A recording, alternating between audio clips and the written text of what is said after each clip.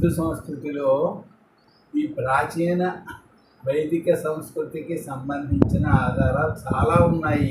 ఆ విషయాలని నేను కొన్ని ప్రమాణాలతోటి మీకు మనవి చేస్తాను. అసలు దాన్ని హరప్పా సంస్కృతి అంటున్నా. గ్రామం పేరు హరప్ప. హర అనే పదం సంస్కృతం అండి. పక్కనే కాళీబంగన్ అని మరో గ్రామం ఉంది, అది సింధు సంస్కృతిలో. ఆ కాళీ అనే పదం సంస్కృతమే, కాళీ పేరు. హర అనేది శివుడి పేరు. అలాగే మొత్తం సంస్కృతి సింధు సంస్కృతి అంటాం. సింధు నది అనే అర్థంలో, సింధు నది తీరంలో ఉండే సంస్కృతి అనే అర్థంలో. సింధు పదం సంస్కృతం కదా. ఇప్పుడు అక్కడ సింధు తీరమే కాదు, సరస్వతీ తీరంలో కూడా అదే సంస్కృతి ఉంది. తవ్వకాలు జరిపి నిర్ధారణ చేశారు. మరి సరస్వతీ పదం సంస్కృతమే. ఇదంతా ఆర్య సంస్కృతి కాదు అని ఎలా అంటారు? ఆర్య సంస్కృతి ద్రావిడ సంస్కృతి రెండుగా విభాగం చేసి, అది ద్రావిడ సంస్కృతి, ఇది ఆర్య సంస్కృతి విభాగం చేయడానికి ఆ పేర్లే సంస్కృతం కదా. సరే, మీకు వరుసగా ఇంకా మరికొన్ని ప్రమాణాలని చూపిస్తాను. అక్కడ వృషభ ముద్రిక ఉంది. వృషభ ముద్రిక, వృషభావతారం శివుడికి సంబంధించినప్పుడు వృషభావతారాన్ని ధరించాడు. అక్కడ మరి పశుపతిదేవుని ముద్రిక ఉంది అంటే శివుడికి సంబంధించింది తెలుస్తుంది. శివలింగం దొరికింది, శివలింగం దొరికింది, ప్రణవం లభించింది, అలాగే వృషభం లభించింది. ఈ వృషభం శివునికి సంబంధించిన అవతారము, వృషభావతారం. వృషభావతారం అనే మాత్రమే కాదండి, అక్కడ ఒక రావి చెట్టు బొమ్మలు లభించాయి అని చెప్పారు. ఈ తరతరాల భారత చరిత్రలో రుమెల్లా థాపర్ గారు రావి చెట్టు బొమ్మలు లభించాయి అని అన్నారు. అథర్వవేదంలో రావి చెట్టును ఒక సూక్తం ప్రశంసిస్తాం. అథర్వవేదంలో 3వ కాండలో 2వ అధ్యాయంలో 6వ సూక్తం రావి చెట్టును ప్రత్యేకించి ప్రశంసిస్తాం. అంతేకాదు, శివ సహస్ర నామాల్లో అశ్వత్థ అనేటువంటి నామం కూడా ఉంది. ఏమంటే అంతేకాదు, హరప్పా సంస్కృతిలో మరి లభించిన చిత్రాల్లో యజ్ఞ విషయాలు ఉన్నాయి. మరి యజ్ఞం అనేది వేదంలోది కదా. యజ్ఞ వేదికలు ఎక్కడ లభించాయండి? యజ్ఞం అనేది వేదంలోదే కదా, విడిగా ఎక్కడ ఉంది? మరి సింధు సంస్కృతికి ఆద్య సంస్కృతికి భేదం మీరు ఎలా చెప్పగలుగుతారు? చెప్పండి. అలాగే నావడా తొలి తవ్వకాల్లో శిరస్సుపై పిడతలను ధరించిన యువతుల నాట్యం కనబడుతోంది అని చెప్పారు. ప్రాచీన భారతదేశ సంస్కృతి నాగరికత అనే గ్రంథంలో చివరి బొమ్మల్లో 40వ చిత్రం కొండ తునక చిత్రము అని. ఇప్పుడు వేదంలో మరి యజ్ఞాంగంగా శిరస్సుపై కుండలు ధరించిన యువతుల నాట్యం చెప్పబడింది. కృష్ణ యజుర్వేదము 7వ కాండ 5వ ఖండము 10వ అనువాకం. అక్కడ ఉన్నదంతా ఇక్కడ కనబడుతుంది. వరుసగా చూడండి. మొహంజోదారోలో దంచే బండరాయి, నూరుడు రాయి బయలుపడ్డాయి. యజ్ఞంలో ఉపల దృషత్ అనేటువంటి 2 రాళ్ళు ఉపయోగించి సోమాన్ని దంచి రసం తీస్తారు. చూసారా? మరి ఇది వైదిక సంస్కృతి కాదు, వేరే సంస్కృతి అని చెప్పడానికి ఎలా చెప్తారు చెప్పండి? హరప్పా సంస్కృతిలో దేవీ ప్రతిమలు దొరికాయి, అందుకని వాళ్ళు దేవీ ప్రతిమలను కొలిచి ఉండవచ్చు అని తరతరాల భారత చరిత్రలో రుమెల్లా థాపర్ గారు రాశారు. వేదంలో దేవీ ఆరాధనకు సంబంధించిన మంత్రాలు చాలా ఉన్నాయి. ఋగ్వేదంలో మరి ఉషా సూక్తం, యజుర్వేదంలో దుర్గా సూక్తం ఉన్నాయి, ప్రసిద్ధమైనవి. అలాగే భావనోపనిషత్తు ప్రత్యేకంగా లలితాదేవి చెప్తుంది. త్రిపురా ఉపనిషత్తు, త్రిపురా తాపిని ఉపనిషత్తు, అది దేవిని తెలిపేదే. అలాగే హరప్పా తవ్వకాల్లో ఒక ఆయన పద్మాసనం వేసుకున్నట్టుగా ఉంది అన్నారు. పద్మాసనం తరతరాల భారత చరిత్రలో రుమెల్లా థాపర్ గారు. పద్మాసనం ఎవరేసి కూర్చుంటారు అంటే యోగులు వేసుకుంటారు. మనకి యోగులు ఉన్నారు, ఎక్కడున్నారు? ఉపనిషత్తులో యోగాన్ని గురించింది. యోగోపనిషత్తులో ప్రత్యేకించి చాలా ఉపనిషత్తులు ఉన్నాయి. పతంజలి యోగశాస్త్రాన్ని రాశారు. అదే కాకుండా ఇంకా వేరే యోగ గ్రంథాలు కూడా చాలా ఉన్నాయి, 1 కాదు 2 కాదు. కనుక యోగము అంటే భారతదేశానికి సంబంధించింది, ఆర్య సంస్కృతికి సంబంధించింది, వేద సంస్కృతికి సంబంధించింది. అక్కడ యోగి ఉన్నాడు, యోగి ముద్రిక ఉన్నది. ఆసనంలో కూర్చుని ఉన్నటువంటి యోగి యొక్క ముద్రిక ఉన్నది. హఠయోగ ప్రదీపికలో చెప్పారు ఈ యోగాసనాల గురించి. యోగాధ్యక్ష అని విష్ణుమూర్తికి ఒక నామం కూడా ఉన్నది. శిరస్సు మీద జుట్టుని, ముఖం మీద గడ్డం, మీసాలు ఉండేటువంటి ఒకానొక వ్యక్తి ముద్రిక హరప్పా సంస్కృతిలో ఉంది. ఇక్కడ ఇతడు ఉత్తరీయం వేసుకుని ఉన్నాడు. ఈ ఉత్తరీయం ధరించుట అనేది వైదిక సంస్కృతిలో ఉన్నది. ఆయన నుదుట ఇక్కడ తిలకం పెట్టుకున్నట్టుగా ఉన్నది. తిలకధారణం అనేది వైదిక సంస్కృతిలో ఉన్నది. త్రిపుండ్రం సర్వ ప్రాణాం భక్తులం నృప వైశ్యయో అర్ధచంద్రం శూద్రాణం అన్యేషాం ఊర్ధ్వపుండ్రం అని చెప్పని ఈ తిలకాన్ని ధరించే పద్ధతి మనకు ప్రాచీనంలోనే ఉన్నది. దాన్ని అక్కడ ఒక వ్యక్తి తిలకం ఏదో నెత్తిన ఏదో పెట్టుకున్నట్టుగా కనపడుతుంది. అక్కడ అంటే అస్పష్టంగా ఉందనుకోండి, కానీ మొత్తానికి ఆయన ఉత్తరీయం ధరించడం స్పష్టంగా కనపడుతుంది. ఆ ఉత్తరీయానికి మరి ఏవో చిన్న చిన్న పువ్వులు వంటి బొమ్మలు కూడా కనపడుతున్నాయి. ఏమంటే మరి ఉత్తరీయం ధరించడం అనేది మన వేదంలోనే ఉన్నది. ఉత్తరీయం 3 రకాలుగా ధరించవచ్చు. ఇలా కుడివైపుగా ధరించవచ్చు, ఇలా ఇలా ఈ వైపుగా ఇలా కుడి భుజం మించి ధరించవచ్చు, ఇలా ఎడం భుజం మించి ధరించవచ్చు. అటువంటి ఉత్తరీయ ధారణం అనేది మనకు వేదంలో కనపడుతుంది, హరప్పా సంస్కృతిలో కనపడుతుంది. అలాగే ఒక ప్రతిమ రక్షను ధరించింది అని తరతరాల భారత చరిత్రలో విమలా థాపర్ గారు రాశారు. అక్కడ రక్షరేఖలు కూడా దొరికేయడం. తరతరాల భారత చరిత్రలో 22వ పుట 20వ పుటలో విషయాలు ఉన్నాయి. ఉపనయనం చేసిన, వివాహం చేసిన ప్రారంభంలో రక్షాబంధనం ధరిస్తారు. దానికి మంత్రపూర్వకంగా ధరిస్తారు రక్షాబంధనాన్ని. కానీ రక్షాధారణం అనేది వైదిక సంస్కృతిలో ఉన్నది. హరప్పా సంస్కృతిలో కొందరిని పాతిపెట్టేవారు, కొందరిని దహనం చేసేవారు. ఏమండి, మనకు వైదిక సంస్కృతిలో ఈ దహనం చేయడం అలాగే పాతిపెట్టడం 2 పద్ధతులు కూడా ఉన్నాయి వైదిక సంప్రదాయంలో. సన్యాసమును, యోగమును, చిన్నపిల్లలను ఖననం చేస్తారు, ఇతరులను దహనం చేస్తారు. దహనం చేసిన తర్వాత ఎముకల్ని నదుల్లో కలుపుతారు. నదుల్లో కలపడానికి పూర్వం ఒక కుండలో పెట్టడం జరుగుతుంది. హరప్పా సంస్కృతిలో ఇటుకలను కాల్చి భవనాలు కట్టేవారు. ఈ తరతరాల భారత చరిత్రలో విమలా థాపర్ గారు రాశారు. వైదిక నాగరికతలో ఇటుకలను కాల్చి ఆ ఇటుకలతోటి వేదికలు నిర్మించేవారు, యజ్ఞ వేదికను నిర్మాణం చేసేవారు. కనుక ఇటుకలను కాల్చి ఉపయోగించడం అనేది హరప్పా సంస్కృతిలో ఉంది, వైదిక సంస్కృతిలో ఉన్నది. హరప్పా సంస్కృతిలో ప్రతి ఇంటికి కూడా నూతులు ఉన్నాయి. చిన్న ఇంటికి కూడా నూతులు ఉన్నాయి. తరతరాల భారత చరిత్రలో 13వ పుటలో ఆవిడ చెప్పారు. ఋగ్వేదంలో నూతులు ఉన్నాయి. ఋగ్వేదంలోనే నూతులు ఉన్నాయి. యజుర్వేదంలో నూతుల గురించి చాలా విస్తృతంగా ఉన్నది. 4వ కాండ 2వ ప్రపాఠకం 56వ మంత్రం. ఏమంటే మొహంజోదారో కోటలో ఏమంటే ఒక పెద్ద బ్రహ్మాండమైన స్నానవాటిక ఉన్నది, చాలా పెద్ద స్నానవాటిక. ఇది ఈనాటి పెద్ద ఈత కొలను పోలి ఉంది అని చెప్పారు. ఈ తటాకం దీర్ఘ చతురస్రాకారంలో 29 x 39 అడుగులు ఉంది, లోతు 8 అడుగులు ఉంది అని. ఈ తటాకం స్నాన సౌకర్యం కోసం నిర్మించింది కాదు అన్నారు. ప్రతి ఇంటికి చక్కటి స్నానం గదులు, మంచినూతులు ఉన్నాయి కనుక ఇది ఎందుకోసమో నిర్మించారు అన్నారు. ఎందుకోసం నిర్మించారు? ధార్మిక స్నానాల కోసం నిర్మించుంటారు.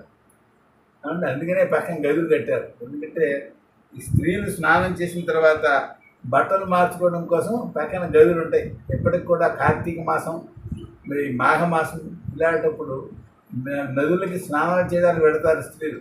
పెడితే ఆ నదులు ఒడ్డున ఈ వెదురు చాపలతోటి గదులు కడతారు. గదులు కడితే అక్కడ బట్టలు మార్చుకోవడానికి వీలుగా అన్నమాట. కనుక ఈ సంప్రదాయం అప్పటి నుంచి ఇప్పటి వరకు ఉంది అని అర్థం. కనుక ధార్మిక స్నానాల కోసం లేదా ఈత కొలను, అదే ఈత కొట్టడం కోసం స్విమ్మింగ్ పూల్ కావచ్చు కదా. స్విమ్మింగ్ పూల్ కావచ్చు కదా మీ ఆలోచన. గదులు ఎందుకు ఇప్పుడు దానికి? గదుల్లో మామూలు స్నానం చేయడానికి. మామూలు స్నానాలు ఇళ్లలో చేస్తారు. ఇల్లు నూతులున్నాయిగా ప్రతి ఇంటికి. అంటే ఈత కొలను ఒడ్డున గదులు ఉన్నాయా? ఆ ఒడ్డున గదులు బట్టలు మార్చుకోవడం కోసం ఉంటుంది. ఈత కొలను కావచ్చు, అది ఈత కొలను కావచ్చు అంటారు మీరు. కానీ ధార్మిక స్నానాలకు ప్రత్యేకించి చెరువు కావాలి. అవును. మామూలు నూతుల కంటే అవును. ఇక్కడ ఏమని రాశారంటే భూమిష్టం ఉద్ధృతాత్ పుణ్యం, నేలపై ఉండేటువంటి నీళ్లు పవిత్రమైనవి. మనం ఓ బిందె నీళ్లు పట్టుకుని యువతలు పెట్టుకున్నాం అనుకోండి, ఆ యువతలు పెట్టుకున్న నీళ్ళ కంటే నేలపై ఉండేటువంటి నీళ్లు పవిత్రమైనవి. ప్రస్రవణోదకం, అంతకంటే కూడా ఓ కాలువ నీరు పవిత్రమైనది స్నానానికి. తతోపి సారసం పుణ్యం, అంతకంటే కూడా సరస్సులో ఉండేటువంటి నీళ్లు పుణ్యమైనవి అని రాశారు. కనుక అందరికీ నదులు దగ్గరగా ఉండవు కదా. తత్వ పుణ్యం నదీ జలం, తత పుణ్యం నదీ జలం, అంతకంటే పవిత్రమైన నదీ జలం. నదులు దగ్గర లేనిటువంటి వాళ్ళు ధార్మిక స్నానాలు చేయడానికి అవి పనికి వస్తాయి, ఈ సరస్సులనే ఉపయోగపడతాయి. కనుక మీరు ఈత కొలను అన్నారు, ఈత కొలను ఇప్పుడు కాలువలో ఈదరా, నదుల్లో ఈదరా, అవి లేనప్పుడే ఈదరా, ఎక్కడైనా ఈదుతారు, వేరే అంశం. కానీ ప్రత్యేకించి ధార్మిక స్నానాల కోసం నూతి స్నానం కంటే సరోవర స్నానం మంచిది అని మనకు ధర్మశాస్త్రంలో ఉంది. దానికి అనుగుణంగా అక్కడ సరస్సు కూడా నిర్మించబడింది అనమాట. ఏమండి, తర్వాత హరప్పా సంస్కృతిలో బార్లీ గోధుమలు పిండి దంచి రొట్టెలు కాల్చు తినేవారు అని చెప్పారు. ఏమండి, లోథాల్లో క్రీస్తు పూర్వం 1800లో వలిబియ్యం కూడా వాడిన నిదర్శనాలు ఉన్నాయి అన్నారు. అయితే యజ్ఞాల్లో బార్లీకి చాలా ఎక్కువ వినియోగం ఉంది.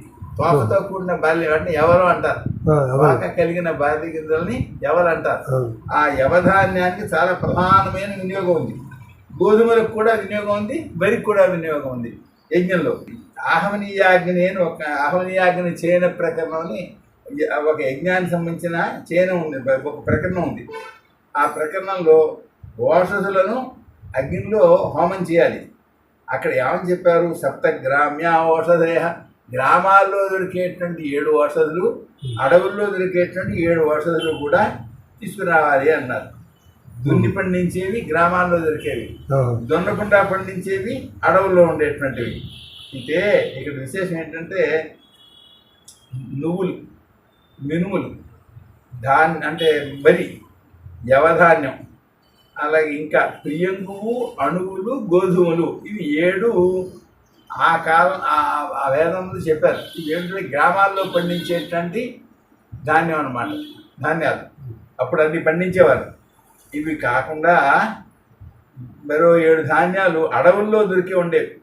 వేణు బియ్యం అంటే వెదురు బియ్యం, వెదురుల దగ్గర బియ్యాలు దొరుకుతాయి, వెదురు బియ్యం.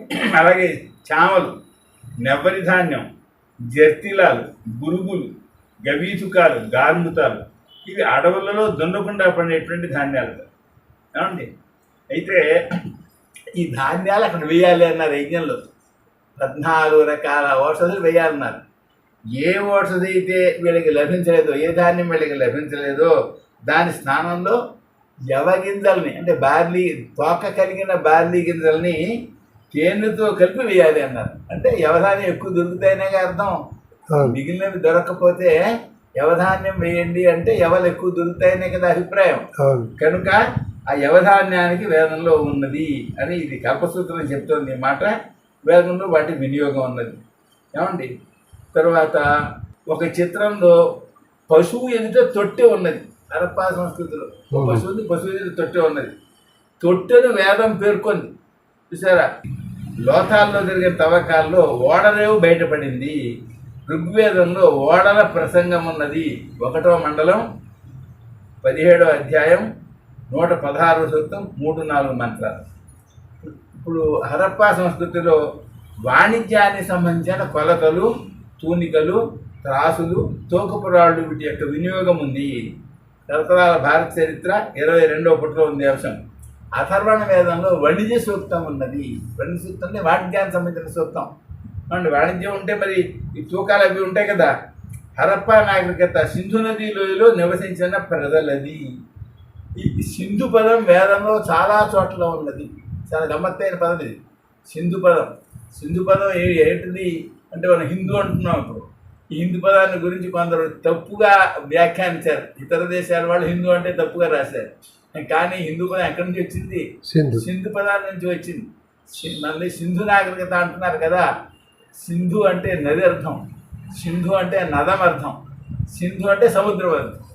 సింధు నది ఎందుకన్నారు అంటే నది అంటే తూర్పుగా ప్రవహించేటువంటి ప్రవాహాలు కలిగిన వాటిని నదీలు అంటారు. ప్రత్యేకించి సింధు నది అని ఒక నదికి పేరుంది, అదొకటి. మా సింధు అంటే నది అర్థం ఉంది. అలాగే పడమటగా ప్రవహించేటువంటి ప్రవాహాలు కలిగినటువంటి నదము అంటారు.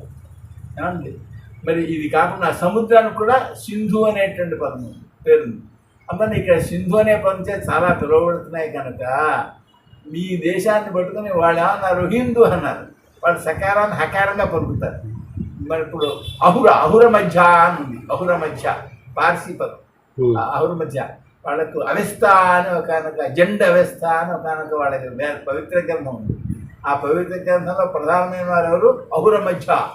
ఆ అహుర అంటే అసుర అని, అంటే సకారాన్ని హకారంగా వాళ్ళు పలుకుతారు. అలాగే మన సింధుని వాళ్ళు హిందూ అని పలికారు. ఆ పేరే మనం హిందూ అంటున్నాం. అయితే ఈ చిత్రం ఏంటంటే వాళ్ళు హిందూ అంటే తప్పు అర్థం రాస్తున్నారు మన పట్ల వ్యతిరేకతతో. ఆ వ్యతిరేకత రాసి కొందరు హిందూ అనకూడదని వీళ్ళు అంటారు. మనం అంటున్నారు కదా, అనకూడదంటే ఏమవుతుంది? ఈ హిందూ పదానికి ముందర మనకు పేరే ఉంది, చాలామందికి తెలియదు. హిందూ పదానికి ముందర మనకు ఉండేటువంటి పేరు భారతులు అని. రామచంద్రునికి 34వ తరంలో భరతుడు అని ఒక రాజు ఉన్నాడు. ఆ భరతుడు పేరు ఆయనకి బిరుదం, పేరు కాదు, గొప్ప బిరుదం. ఎలా బిరుదం? ప్రజలందరికీ కూడా తిండికి లోటు లేకుండా పరిపాలన చేశాడు కనుక ఆయన భరతుడు అన్నారు.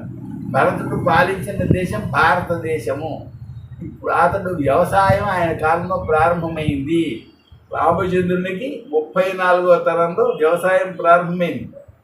అంతేకాదు ఆయన మొదటి పట్టణం కట్టాడు, అది అయోధ్య. నేను 3 అంశాలు చెప్పాను. ఒకటేంటి, భరతుడు అనే ఒక రాజు ఉన్నాడు. ఆ భరతుడి పేర దేశానికి భారతదేశం అని పేరు, భారతవర్షం అని పేరు వచ్చింది. బ్రహ్మాండ పురాణంలో ఉంది. ఈ భరతుడు ఎక్కడి నుంచి పాలించాడు?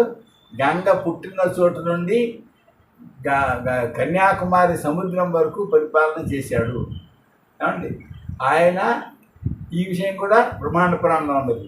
ఈయన కాలంలో వ్యవసాయం ప్రారంభమైంది. ఈ మాట యజుర్వేదంలో తైత్తిరీయ బ్రాహ్మణం అంటారు, దాంట్లో ఉంది ఈ మాట. ఏది వ్యవసాయం ప్రారంభించాడు, మధురమైనటువంటి సింధు నదీ జలాలతోటి వ్యవసాయం చేశారు అని చెప్పింది అక్కడ. అండి, అయోధ్య ఆయన కట్టించాడు అనే మాట రామాయణంలో ఉంది. అంటే ప్రమాణాలు ఉన్నాయి, ఊరికే నోటితో మాట్లాడలేదు. నేను ఈ విషయాన్ని ప్రధానంగా చెప్తున్నాను. కనుక భారతవర్షం అనే పేరు అప్పటి నుంచి ఉన్నది. ఆయన భారతదేశం అనేది అప్పటి నుంచి ఉంది. ఎందుకని ఆయన అక్కడి నుంచి ఎంతవరకు పాలించాడు కనుక. హిమాలయంలో గంగ పుట్టిన చోటు నుంచి సముద్రంలో గంగ కలిసేంత వరకు, దక్షిణ సముద్రం వరకు కూడా ఆయన పరిపాలన చేశాడు కనుక దేశానికి భారతవర్షము అనేటువంటి పేరు వచ్చింది. చూసారా? కాబట్టి ఇది నేను చరిత్ర పుస్తకంలో చదివాను. ఇది ఒక దేశం కానే కాదు, సంస్కృతిని బట్టి కానీ, భాషను బట్టి కానీ, లేకపోతే భౌగోళికమైనటువంటి పరిస్థితిని బట్టి కానీ ఒక దేశం కాదు. ఇంగ్లీష్ వాళ్ళు పాలించడం ఒక దేశం అయింది అని రాశారు ఒక పుస్తకంలో, చరిత్ర పుస్తకంలో. అది నిజం కాదు. ఎందుకని రామచంద్రునికి 34వ తరం నుంచి భారతవర్షం అనే పెద్ద ఒక దేశం ఉంది. ఆయన పాలించిన వాళ్ళు ఉన్నారు. ఆయన భరతుడు పాలించిన తర్వాత అక్కడితో అయిపోయారు. అప్పటి కంటిన్యూగా ఆ భరతుడి దగ్గర నుంచి శాతవాహనుల వరకు కూడా పరిపాలకుల యొక్క పేర్లు ఉన్నాయి.